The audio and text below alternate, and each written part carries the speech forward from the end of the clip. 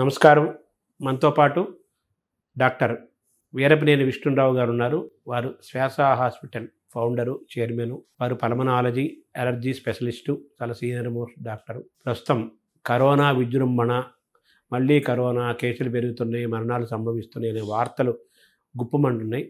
ఈ నేపథ్యంలో డాక్టర్ గారిని అడిగి ఏంటి ఈ కొత్త వేరియంట్ యొక్క లక్షణాలు ఏంటి, అది నిజంగా ప్రమాదకరమా, దాన్ని ఏ విధంగా మనం ఎదుర్కోవాలి, ఏం చేయాలి, ఏం చేయకూడదు, ఈ విశేషాలన్నీ కూడా డాక్టర్ గారి ద్వారా తెలుసుకునే ప్రయత్నం చేద్దాం. నమస్కారం డాక్టర్ గారు. ఈ కరోనా విజృంభణ అనే వార్తలు విపరీతంగా వస్తున్నాయి. కేసుల సంఖ్య పెరుగుతోందని, మరణాలు కూడా సంభవిస్తున్నాయని, మళ్ళీ లాక్డౌన్ తప్పదా ఏంటి అనే వార్తలు బాగా గుప్పమంటున్నాయి కదా. ఈ కొత్త వేరియంట్ కరోనా మీద మీ అభిప్రాయం ఏంటి? మీరు దీన్ని ఎలా చూస్తున్నారు? అంటే ఈ గుప్పం అనేదంతా ఎక్కువగా ఇప్పుడైతే మీడియాలో, సోషల్ మీడియాలోనే ఎక్కువ గుప్పమంటుంది. వాస్తవానికి అంత పెద్దగా ఏం లేదు. సో వస్తే కనుక ప్రభుత్వాలే ప్రకటిస్తాయి మనం ఎంత జాగ్రత్తగా ఉండాలి అనేది. మనకు రేడియో ద్వారా కానీ, టీవీల ద్వారా కానీ ప్రభుత్వ ప్రకటనలే వస్తాయి. అధికారిక ప్రకటన వస్తుంది. అప్పుడు దాకా మనం అసలు దేన్ని కూడా నమ్మాల్సినటువంటి అవసరం కానీ, భయభ్రాంతులకు గురి అవ్వాల్సిన అవసరం అస్సలు లేదని నేను చెప్తాను. మొదటి నుంచి నేను అదే చెప్తాను. అయితే ఇప్పుడు 3,900 అంటే 4,000 దాదాపు కేసులు ఇప్పటికి యాజ్ ఆఫ్ నౌ 4,000 కేసెస్ వరకు వెళ్తున్నాయి. తర్వాత కేరళ, మహారాష్ట్ర, ఢిల్లీ ఇవి టాప్ లిస్ట్లో ఉన్నాయి. సో అడప అన్ని రాష్ట్రాల్లో కూడా అక్కడక్కడ కొన్ని కేసులు కనపడతా ఉన్నాయి. సో ఇదేంటంటే ఒమైక్రాన్ అనేది మనం పోయినసారే చూసాం. సో లాస్ట్కు ఒమైక్రాన్ వేవ్ కూడా ఒకటి వచ్చింది. అది మైల్డ్ వేవ్ అని చెప్పి మనకు అందరికి కూడా గుర్తుండే ఉంటుంది. ఇప్పటికి కూడా ఒమైక్రాన్ నుంచి కొన్ని కొత్త పిల్లలు పుట్టాయి. JN1 అని ఒకటి, దాని తర్వాత NB181 అని ఒకటి, ఇంకోటి NF7 ఏదో ఒకటి. సరే, వేరియంట్లకు రకరకాల పేర్లు లేండి అన్ని. వాటి పిల్లలు అనుకోండి, వాటికి దాన్ని బట్టి పేర్లు. సో ఇవేంటంటే ఇప్పుడు మన దేశంలో ప్రబలినటువంటి వాటిలో NB1.8.1 అనేది ఈ ప్రముఖమైనటువంటి వేరియంట్. ఈ variant this variant is under observation. ప్రస్తుతం వేరియంట్ దీన్ని WHO ప్రకటించింది. ద వేరియంట్ అండర్ అబ్జర్వేషన్ అని ప్రకటించింది. వేరియంట్ ఆఫ్ కన్సర్న్ అని కూడా పెట్టలా. అబ్జర్వేషన్ ఉంది, కన్సర్న్ కూడా అనలా. అది నెక్స్ట్ స్టేజ్. ఇది అండర్ అబ్జర్వేషన్. అంటే దాని యొక్క మూమెంట్ ఎలా ఉంది, దాని జీనోమ్ ఏమైనా మార్చుకుంటుందా, ఇది ఎంతగా స్ప్రెడ్ అవుతుంది, అంటే ఒకళ్ళ నుంచి ఎంతమందికి ఫాస్ట్గా స్ప్రెడ్ అవుతుంది, స్ప్రెడ్ అయిన వాళ్ళు ఎంత తీవ్రంగా ఎఫెక్ట్ అవుతున్నారు. స్ప్రెడ్ అవటం వేరు, వాళ్ళు ఎఫెక్ట్ అవటం వేరు. మళ్ళీ స్ప్రెడ్ అయింది, వచ్చింది, 10 మందికి వచ్చింది, 2-3 రోజుల్లో బాగానే ఉన్నారు, దానికి భయపడేది ఏముంటుంది? భయపడేది ఏముండదు. ఇది ప్రమాదకార్యా కాదా? ఇప్పుడు 10 మంది వచ్చింది, 10 మంది బెడ్ ఎక్కితే వెంటనే భయపడతారు, ఎవరైనా భయపడతారు. సో అట్లాంటి పరిస్థితి ఉందా అనేది అబ్జర్వేషన్లో ఉంది. అట్లాంటిది ఇప్పుడు వరకు ఈ 4,000 కేసుల్లో కూడా పెద్దగా ఏం లేదు. అయితే కొన్ని మరణాలు సంభవించాయని చెప్పి మనం వింటున్నాం కదా, 5, 6, 7 మరణాలు సంభవించాయని. అందులో ఆల్రెడీ ప్రీ ఎగ్జిస్టింగ్ డిసీజెస్ ఉన్నవాళ్ళు, అంటే కొమార్బిడిటీస్ అంటారు, ఆల్రెడీ వాళ్లకు డిసీజెస్ ఉన్నవాళ్ళు, వేరే వ్యాధులు, అది షుగర్ కావచ్చు, దాని తర్వాత గుండె జబ్బులు కావచ్చు, కిడ్నీ కావచ్చు, క్యాన్సర్ కావచ్చు, ఇంకా రకరకాలు. సో వాటిల్లో ఉన్న వాళ్ళకి ఇది కొంచెం ఎవరికైనా అంతే. ఇప్పుడు ఒక ప్రాబ్లం చోట్ల 3 ప్రాబ్లంలు అయితే కొంచెం డేంజరే కదా. సో అట్లాంటి వాళ్ళల్లో ఇది కూడా యాడ్ అయిపోయి మరణాలకు దారి తీసింది అనేది దాని యొక్క సారాంశం. అంతే తప్ప కోవిడ్ ఒక్కదాని వల్లనే మరణం సంభవించాల. ఈ మరణాలను కరోనా ఖాతాలో వేయకూడదు. అంటే దీని కంట్రిబ్యూషన్ ఉంటే ఉండొచ్చు 5-10%. అలా అని చెప్పి మొత్తం కరోనానే దీన్ని చేసిందంటే అది వేరే అర్థం వస్తుంది. అట్లాంటిది ఎప్పుడు చూసుకోవాలి మనం? ఒక హెల్దీ ఇండివిజువల్ ఉండండి, 25 ఏళ్ళు, 34 ఏళ్ళు, ఏ జబ్బులు లేవు, ఎక్కడికో పోయాడు, సడన్గా జ్వరం వచ్చింది, దగ్గు వచ్చింది, ఆయాసం వచ్చింది, తలనొప్పి వచ్చింది, ఒళ్ళు నొప్పులు వచ్చినాయి, గొంతులో గరగర మొదలైంది, ముక్కు కారటం మొదలైంది, ముక్కు బ్లాక్ అవుతుంది, ఒళ్ళంతా సల్పరంగా ఉంది, అంతా సివియర్ హెడేక్స్, నీరసంగా ఉన్నాడు, పడుకున్నాడు.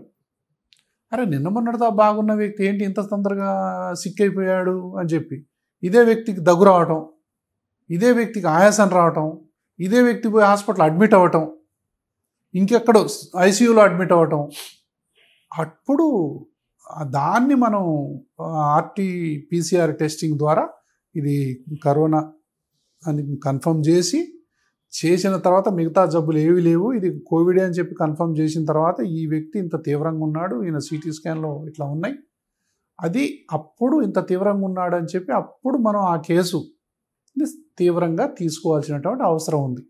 అంతకుముందు ఎలాంటి అనారోగ్య లక్షణాలు లేని వ్యక్తిలో ఈ వేరియంట్ కొత్త వేరియంట్ అంత తీవ్రంగా లేదు. మైల్డ్ అంది. అంటే ఇప్పుడు దేశవ్యాప్తంగా కూడా వచ్చే న్యూస్ కానీ డాక్టర్లు కానీ మిగతా మనకు జెన్యూన్ సోర్సెస్ ద్వారా వచ్చే ఇన్ఫర్మేషన్ అంతా కూడా this is the mild infection. Okay, mild ఇన్ఫెక్షన్ని ఈ కోవిడ్ వ్యాక్సిన్లు కూడా ఆపలేవు. మైల్డ్ ఉన్న వాటిని ఇట్లా వచ్చి పోతుంటాయి. అంటే కరోనా అనేది మానవ జాతిలో ఎంటర్ అయింది అట్లా ఒట్టినే సడన్గా డిసపియర్ అవ్వదు.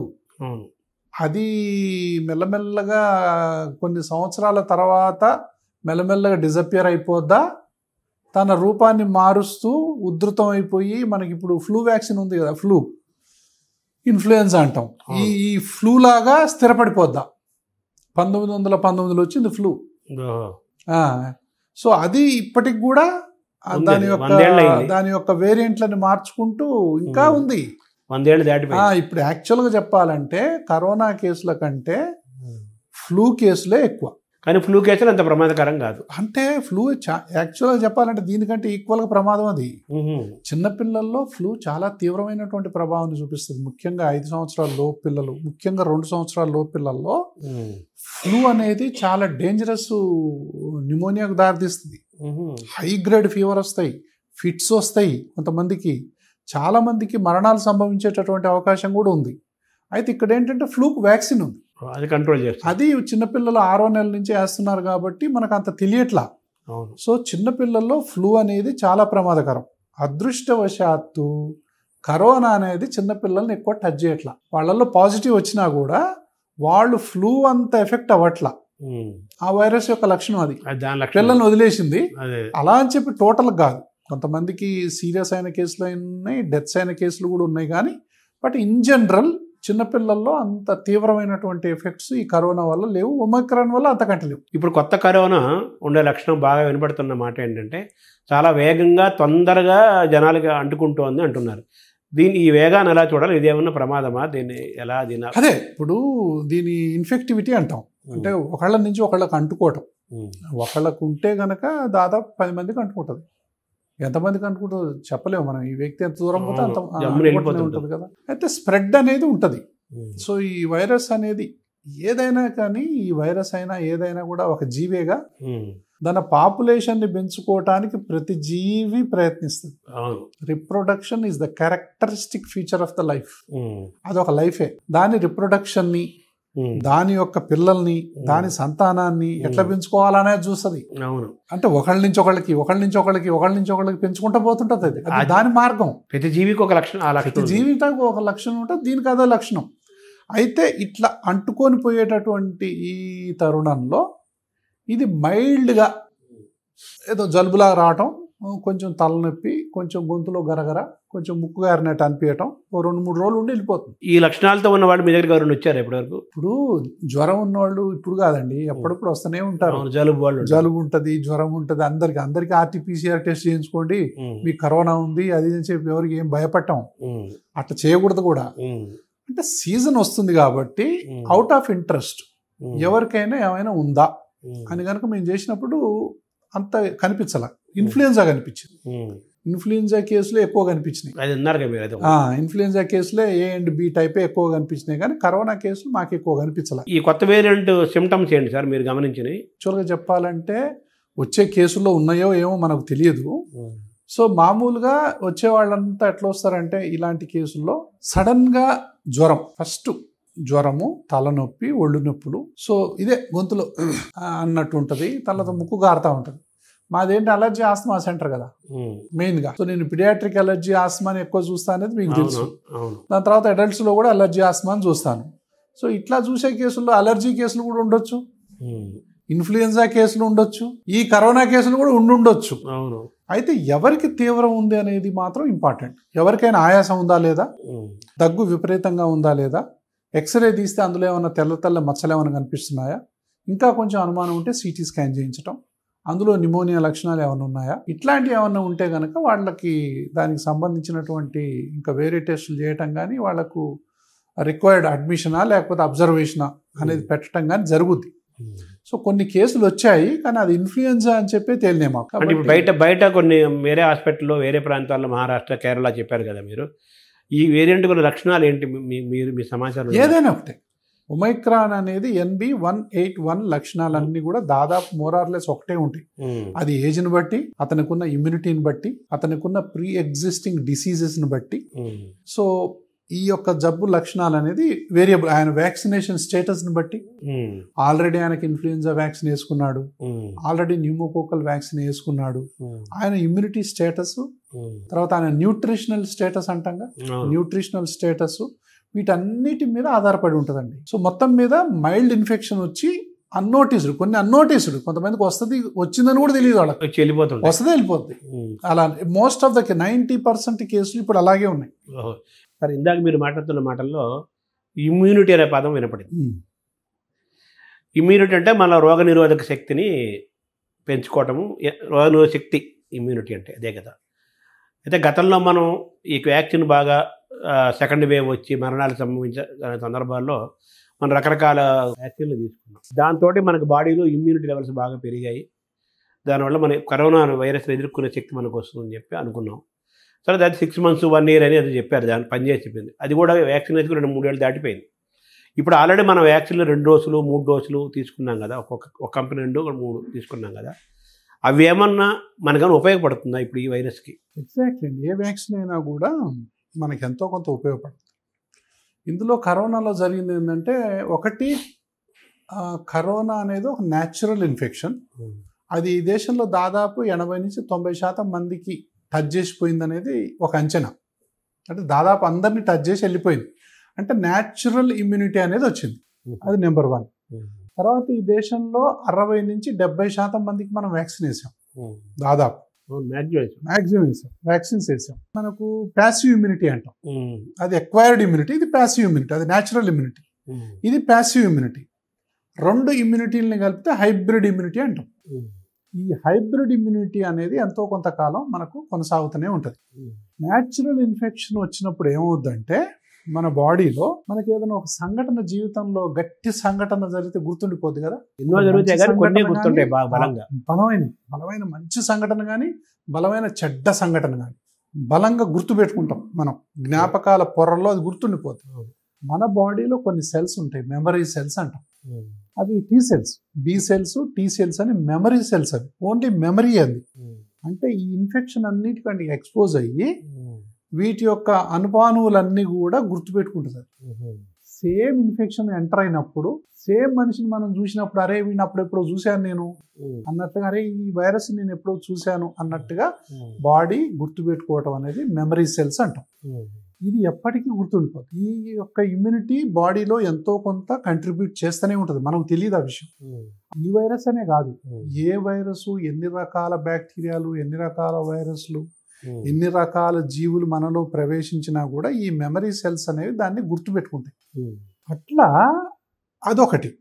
తర్వాత ఇప్పుడు ప్యాసివ్ ఇమ్యూనిటీ ఇంజెక్షన్ రూపంలో ఇచ్చాం మనం, మాక్సిమం 6 months పనిచేస్తుంది, మహా అంటే 1 year. దాని తర్వాత ఇది ఏమవుతుంది అంటే ఫేడ్ అయిపోతుంది అంటాం కదా, దాని పవర్ తగ్గిపోతుంది, ఫేడ్ అయిపోతుంది, కానీ వ్యానిష్ అవ్వదు, పూర్తిగా వ్యానిష్ అవ్వదు, అడుగుబడి కొంచెం ఉంటుంది, అంటే ఫేడ్ అవుతుంది, వ్యానిష్ అవ్వదు అనేది ఒకటి.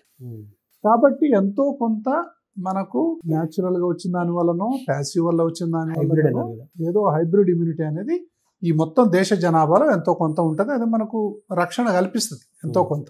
అయినప్పటికీ కూడా ఇది ఇమ్యూనిటీ పార్ట్. ఇది ఒక్కటే తీసుకొని మిగతాది పాటించినట్టే కుదరదు కదా. సో ఆహారం ఏం తీసుకోవాలి, ఏం తీసుకోవద్దు అనేది చాలా చాలా ఇంపార్టెంట్. ఈ హైబ్రిడ్ ఇమ్యూనిటీ అనేది మనల్ని ఎంతో కొంత కాపాడుతుంది. సో దానివల్ల ఏంటంటే మనకు ఈ ఇమ్యూనిటీ మీరు అన్నారు కాబట్టి, ఇప్పుడు కరోనా వ్యాక్సిన్లు ఇప్పటికిప్పుడు అందుబాటులో పెద్దగా ఉన్నట్టుగా అయితే లేవు మనకి. వాటి అవసరాన్ని కూడా ప్రభుత్వం అంతగా చెప్పట్లేదు. అవి అన్ని బ్యాచ్లు ఎక్కడ ఉన్నాయో కూడా మనకు దాని గురించిన సమాచారం లేదు. అయితే వాటి యొక్క ఎక్స్పైరీ డేట్ ఎంత, కొత్త ఇది తయారు చేయాల్సిన అవసరం ఉందా లేదా అనే దాని మీద తర్జన భర్జన జరుగుతుండొచ్చు బ్యాక్ ఎండ్ లో, మనకు తెలియదు. అయితే అది వచ్చే వరకల్లా మనము ప్రతి జూన్ లో ఇన్ఫ్లుయెన్జా వ్యాక్సిన్ అనేది ఒకటి ఉంటుంది. ఇన్ఫ్లుయెన్జా వ్యాక్సిన్ అంటే ఇందా చెప్పాను కదా నేను, ఇన్ఫ్లుయెన్జా ABC అనేది ఉంటది. సో ఇది ఎక్కువ కామనెస్ట్ వైరస్ మనకి. ఈ వైరస్లన్నీ ఏ వైరస్ అయినా కానీ ఊపిరితిత్తులోకి ఎంటర్ అయ్యి, ఇవి ముఖ్యంగా రెస్పిరేటరీ వైరస్ లో ఊపిరితిత్తులోకి ఎంటర్ అయ్యి ఊపిరితిత్తులో ఉన్నటువంటి ఆ పొరల్ని దెబ్బతీస్తాయి. అది సెకండరీ బ్యాక్టీరియల్ ఇన్ఫెక్షన్ కు దారితీసి న్యూమోనియాకు దారితీస్తుంది. అయితే ఈ యొక్క ఇన్ఫ్లుయెన్జా వ్యాక్సిన్ వేసుకోవడం వల్ల ఆ ప్రమాదం అనేది తప్పుద్ది. అంటే లంగ్స్ అనేవి కొంచెం గట్టిగా ఉంటాయి. ఎందుకు గట్టిగా ఉంటాయి?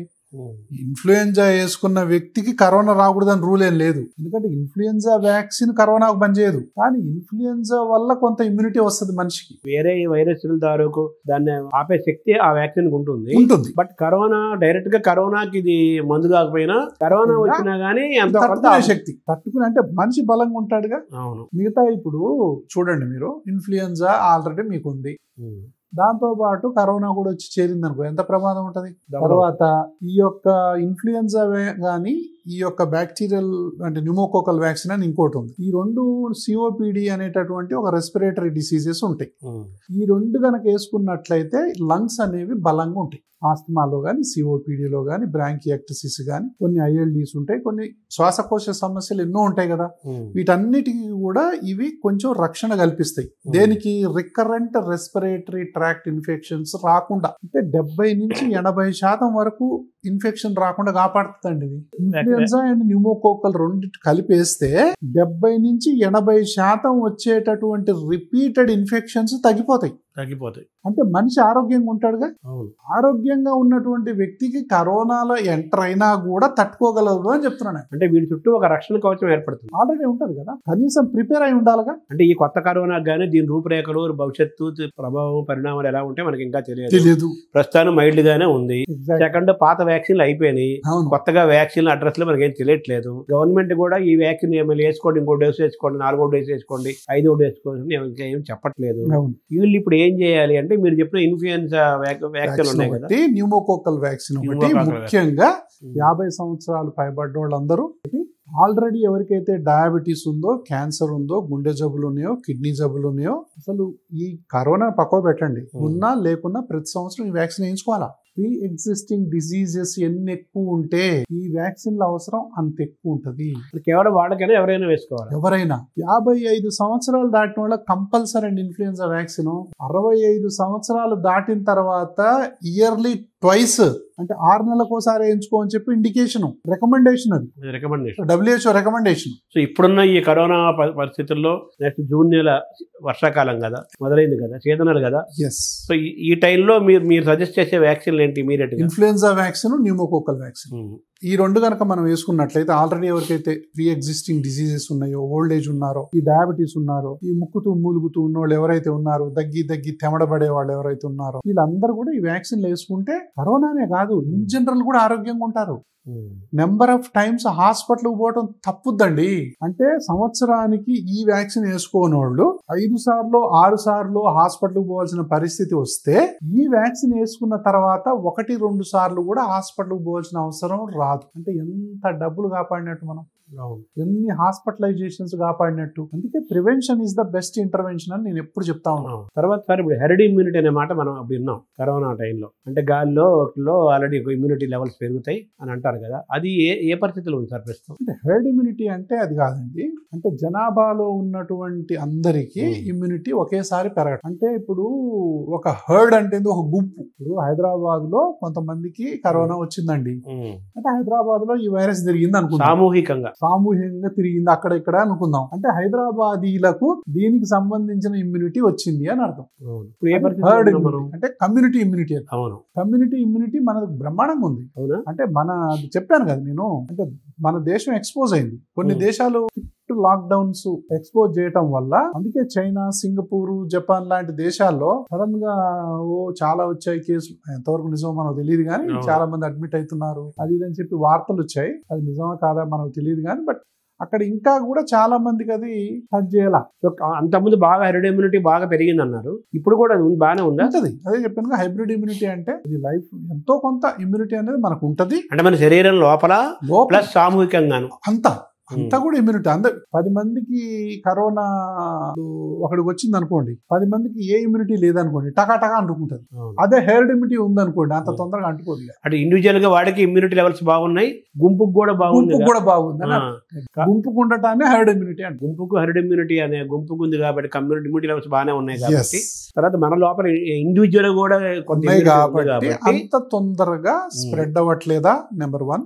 మైల్డ్ గానే ఆగిపోతుంది, మైల్డ్ ఇన్ఫెక్షన్ అరికట్లేదు కాబట్టి సివియర్ ఇన్ఫెక్షన్స్ రాకుండా చేసేది మన హెర్డ్ ఇమ్యూనిటీనా, ఈ హైబ్రిడ్ ఇమ్యూనిటీ దానికి ఉపయోగపడుతుందా అనేటటువంటిది ఒక డిస్కషన్ ఉంది. తర్వాత ఇప్పుడు మీరు ఈ 2 వ్యాక్సిన్లు చెప్పారు కదా, ఇన్ఫ్లుయెన్జా అండ్ న్యూమోకాకస్, ఈ 2 వ్యాక్సిన్లు చెప్పారు కదా, ఈ 2 వ్యాక్సిన్ వల్ల కూడా హెర్డ్ ఇమ్యూనిటీ పెరుగుతుందా? అంటే ఇన్ఫ్లుయెన్జా వ్యాక్సిన్ ఏదైతే ఉందో యాన్యువల్ వ్యాక్సినేషన్ అంటాం, ప్రతి సంవత్సరం వ్యాక్సిన్ వేసుకోవాలి. ఎందుకంటే ఇప్పుడు ఈ సంవత్సరం ఉన్నటువంటి H1N1 అంటాం, H2N2 అంటాం, ఇట్లా హెచ్లు ఒక 11-12 ఉన్నాయి, ఎన్లు ఒక 15-17 దాకా ఉన్నాయి. అంటే H1, H2, H3N3, H2N3, H5N5 ఇట్లా రకరకాల కాంబినేషన్లు ఉన్నాయి. సపోజ్ మనం H2N3 కోసం ఒక వ్యాక్సిన్ తయారు చేసినాం అనుకుందాం.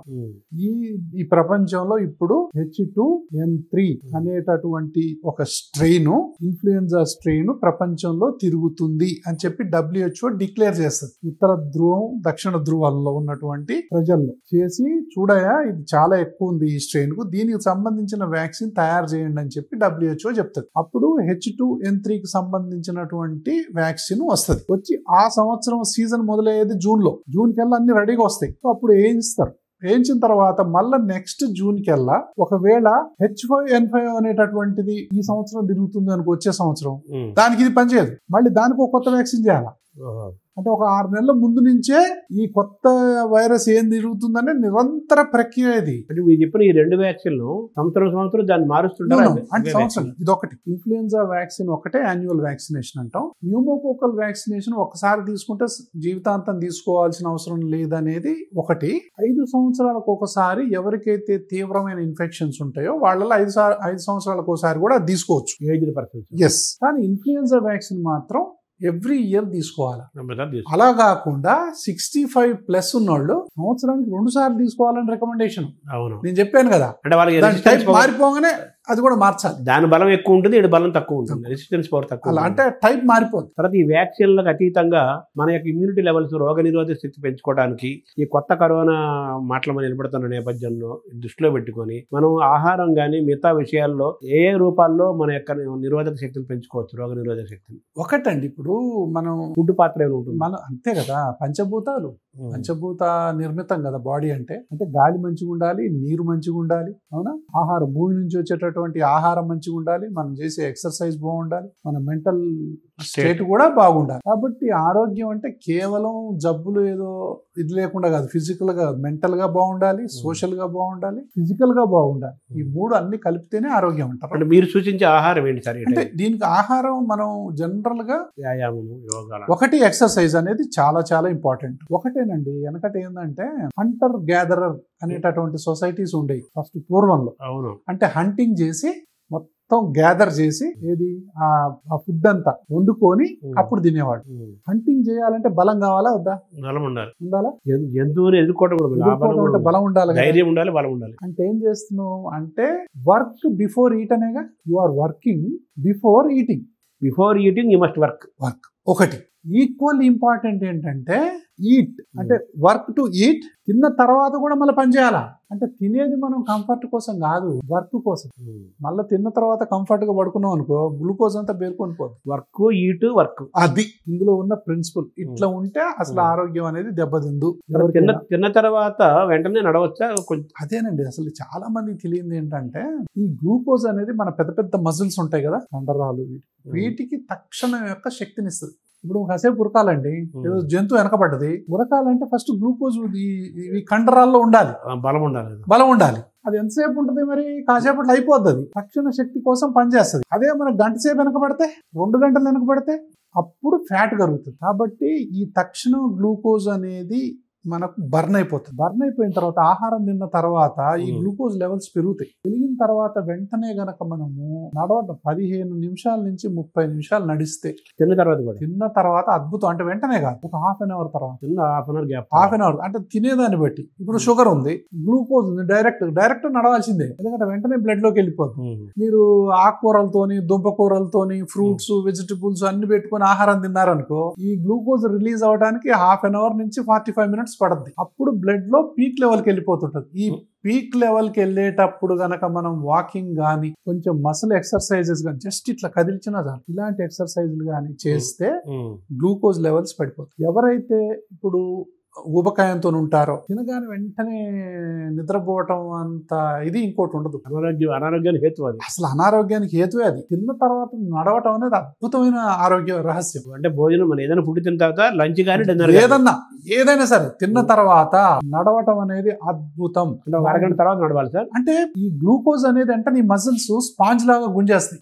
అంటే గ్లూకోజ్ ని పెరగనివ్వు బాడీలో. అరగంట గ్యాప్ తర్వాత నడవాలి, తెలిస్తే మంచిది. యాక్చువల్ గా రికమెండేషన్ ఏంటంటే ఒక అరగంట తర్వాత నడిస్తే పీక్ వెళ్తుంది. మనం తినగానే గ్లూకోజ్ టక్న పైకి పోదు. అవును, ఇది జీర్ణం అవ్వాలా, అది గ్లూకోజ్ గా మారాలా, టైం తీసుకుంటుంది డైజెషన్. తర్వాత బ్లడ్ లో ఒక పీక్ వస్తుంటది, అప్పుడే ఇన్సులిన్ కూడా పెరుగుతా ఉంటది. ఈ పీక్ ని ఆపేది ఏంటంటే ఇంకోటి తెలుసా, ఇన్సులిన్ వల్ల మన గ్లూకోజ్ అనేది సెల్స్ లోకి వెళ్తుంది. ఇన్సులిన్ లేకుండానే గ్లూకోజ్ యూజ్ చేయబడే ఏకైక విధానం ఎక్సర్సైజ్. ఎక్సర్సైజ్ చేసే ఇన్సులిన్ అవసరం లేదు, నేచురల్ గా మన యొక్క మజిల్స్ అనేవి ఈ గ్లూకోజ్ ని స్పాంజిని బాగా ఒత్తేసి వెంటనే మనం నీళ్ళల్లో పెడితే ఏం చేస్తుంది, నీళ్ళంతా గుంజేస్తుంది. అట్లా ఈ మజిల్స్ అనేది ఎక్సర్సైజ్ చేసిన తర్వాత బ్లడ్ లో ఉన్నటువంటి గ్లూకోజ్ ని స్పాంజ్ లాగా లాగేస్తుంది. సో మనం తిన్న తర్వాత ఒక అరగంట గ్యాప్ తర్వాత తీసుకొని పావు గంట అరగంట నడవాలి అంతే. తర్వాత తినక ఉదయం పూటనేమో ఎందుకు తినక ముందు నడుస్తూ ఉంటాం, ఎక్సర్సైజ్ చేస్తూ ఉంటాం. తర్వాత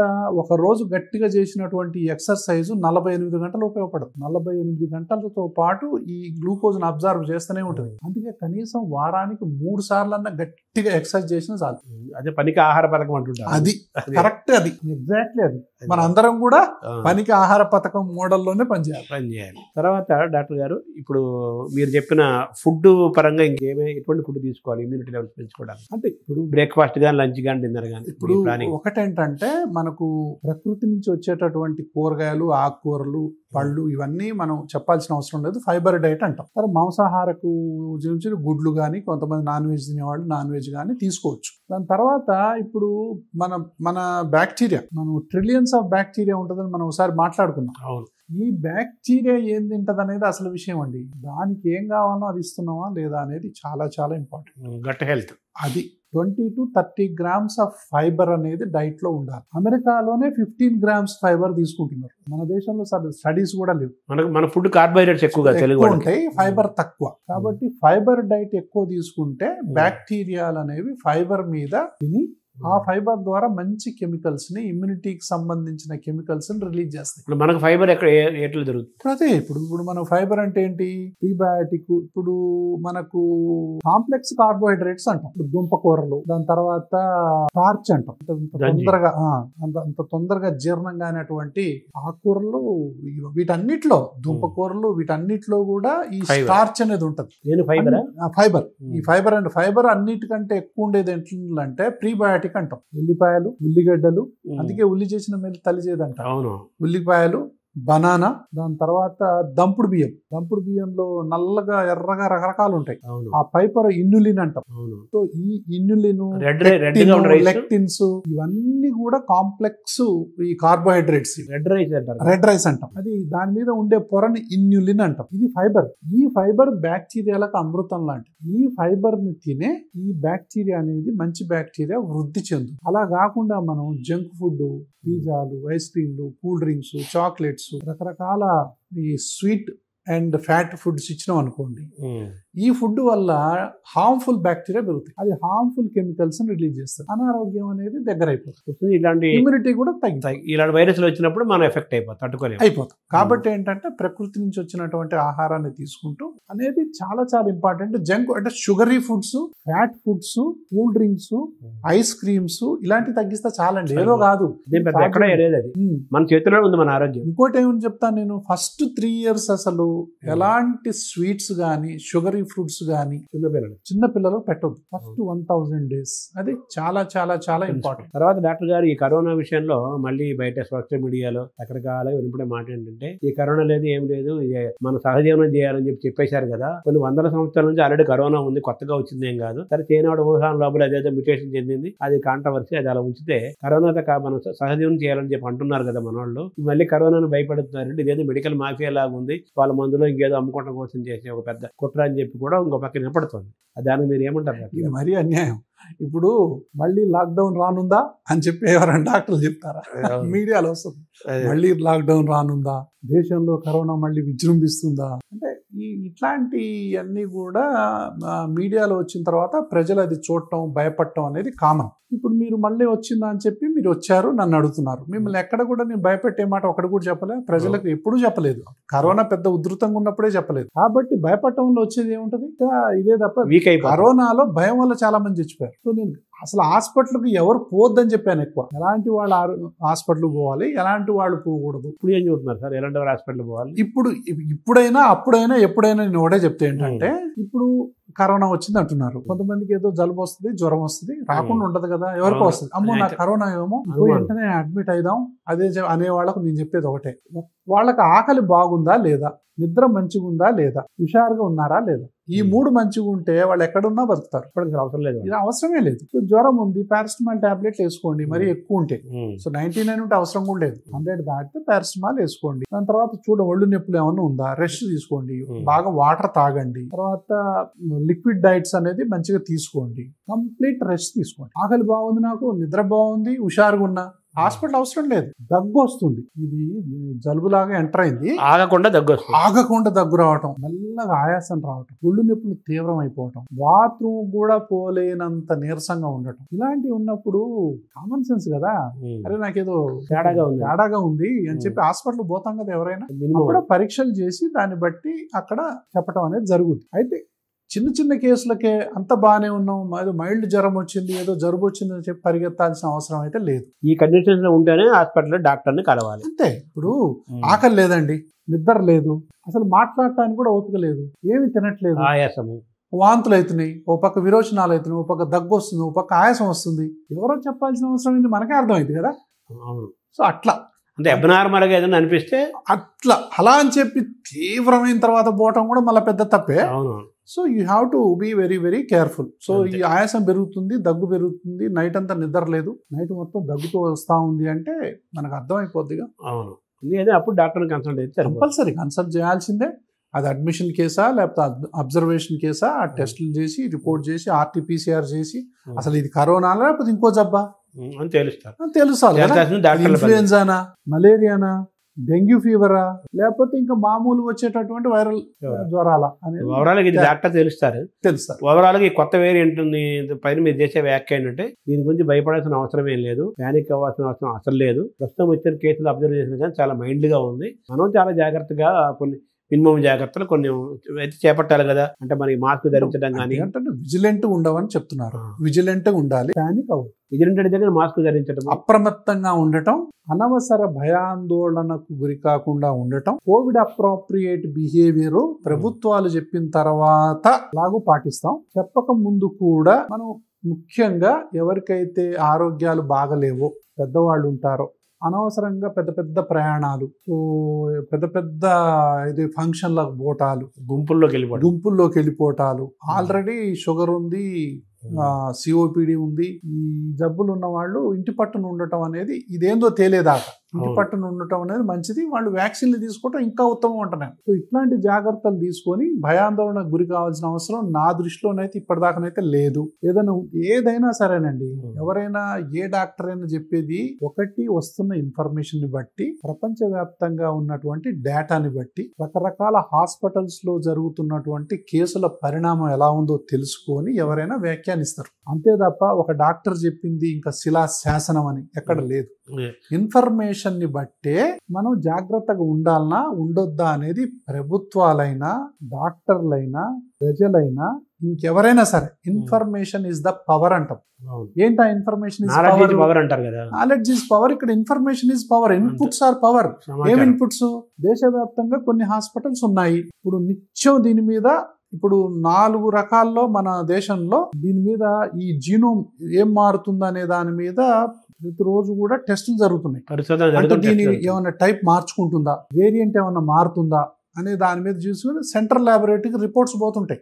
south region, north region, west and east regions లో నుంచి సెంట్రల్ ల్యాబొరేటరీకి పోతాయి. అక్కడ అనాలిసిస్ జరుగుతుంది. ఓహో, కోవిడ్ లో ఇప్పుడు తమిళనాడులో ఫైండ్ అవుట్ చేశారు NB181 అనేదాన్ని. అవును, అట్లా మళ్ళీ ఉత్తర భారతదేశంలో కొత్త వేరియంట్ ఏమైనా వచ్చిందా? అట్లా దేశవ్యాప్తంగా ఈ ల్యాబొరేటరీస్ అన్ని అప్రమత్తంగా ఉండి ఈ జీనోమ్ సీక్వెన్సింగ్ అనేది చేసి రిపోర్ట్ చేస్తాయి. ఈ రిపోర్ట్ ఎక్కడికి పోతుంది? సెంట్రల్ గవర్నమెంట్ పోతుంది, ఆరోగ్య శాఖ పోతుంది. ఇక్కడికి పోయిన తర్వాత వాళ్ళు ఒకవేళ డేంజరస్ ఏదన్నా వచ్చింది అనుకోండి టైప్, ఫస్ట్ తెలిసేది వాళ్ళకే. అవును, వాళ్ళు దేశ ప్రజల్ని అప్రమత్తం చేస్తారు, గ్యారంటీగా చేస్తారు. అది ఎంతవరకు పోవాలి, ఏ జాగ్రత్తలు తీసుకోవాలి, మాస్కులు అందరూ పెట్టుకోవాలన్నా, మాస్కుల్ని కంపల్సరీ చేస్తారా, మళ్ళీ హ్యాండ్ వాషింగ్లు ఇంకా పూర్వం వచ్చినట్టుగా అన్ని చెప్తారా? ఎవ్వరు సైలెంట్ గా ఉన్నారనుకోండి, ప్రభుత్వాలన్నీ సైలెంట్ గా ఉంటే మన మధ్యలో మన గొడవ ఏంటి? ఓవరాల్ గా మనం అప్రమత్తంగా ఉందాం కానీ భయపడాల్సిన అవసరం లేదు. ఇన్ఫర్మేషన్ తెలుసు. ప్రస్తుతం సమాచారం మేరకు ఈ వేరియంట్ అంత ప్రమాదకరం కాదు, మైల్డ్ గానే ఉందని దాని సారం. ఇప్పుడున్న ఇన్ఫర్మేషన్ ప్రకారం ఈ సమయానికి మన ఇంటర్వ్యూ వేరియంట్ ఎప్పుడు మారుతుందో తెలియదు. బలహీనం అవ్వచ్చు, బలం పుంజుకోవచ్చు. మనం ఇంటర్వ్యూ చేసే సమయానికి అది. ఎగ్జాక్ట్. థ్యాంక్ యూ డాక్టర్ గారు. నమస్తే.